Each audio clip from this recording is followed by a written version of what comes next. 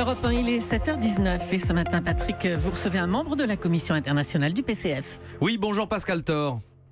Bonjour. Vous êtes toujours dans l'est de la Turquie, à Agri, où vous étiez venu observer le déroulement des élections avec une délégation composée également d'une sénatrice. Mais vous avez très vite été arrêté et passé la journée à la gendarmerie. Qu'est-ce qui s'est passé ? Écoutez, on a commencé à surveiller les bureaux de vote dans le centre d'Agri à 8h du matin, puis nous sommes partis visiter 2 bureaux dans des zones rurales.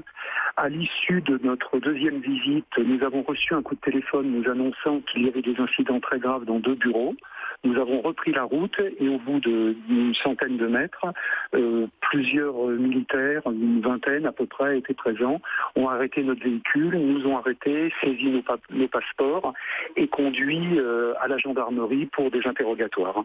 C'est la 5e fois que vous vous rendez en Turquie pour une mission d'observation des élections. Comment interprétez-vous cet incident ? C'est un signe d'inquiétude, de fébrilité du pouvoir turc ? Écoutez, de toute évidence, je n'ai jamais vu une situation aussi tendue. Il y avait une présence militaire très très forte avec des véhicules blindés et puis surtout des militaires armés étaient à l'intérieur des bureaux de vote, ce que je n'ai jamais vu antérieurement, et des pressions très fortes se sont exercées sur les électeurs et une fraude aussi massive a eu lieu puisqu'on a retrouvé visiblement des milliers de bulletins dans des bennes à ordures résultant de la modification de la loi électorale votée par la majorité AKP de l'Assemblée de Turquie. Vous parlez de fraude, Pascal Thor. Moi, je n'ai pas entendu ces accusations relayées par les partis d'opposition à Erdogan. Alors, hier soir, le CHP notamment, qui est le principal parti d'opposition, a eu des propos très durs parlant de manipulation grossière de l'ensemble des procédures électorales. Et le HDP a fait une déclaration aussi hier soir contestant l'ensemble des résultats. Voilà. Nous, ce que nous avons vu, c'est notamment pour les 2 bureaux ruraux, l'impossibilité pour un certain nombre d'électeurs de venir voter.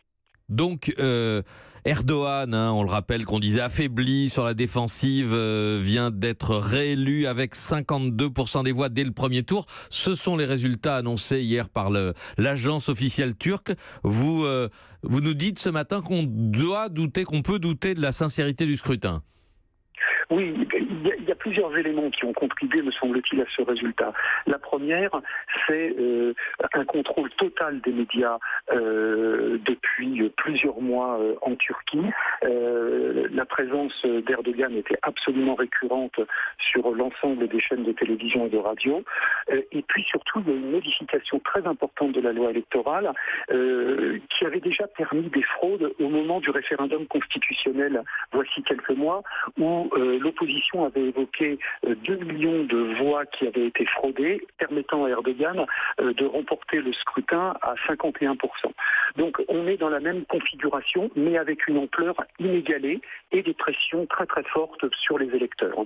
Le principal opposant, le candidat social-démocrate, principal opposant à Erdogan, est crédité d'un peu plus de 30% des voix. C'est un score important tout de même, Pascal Thor.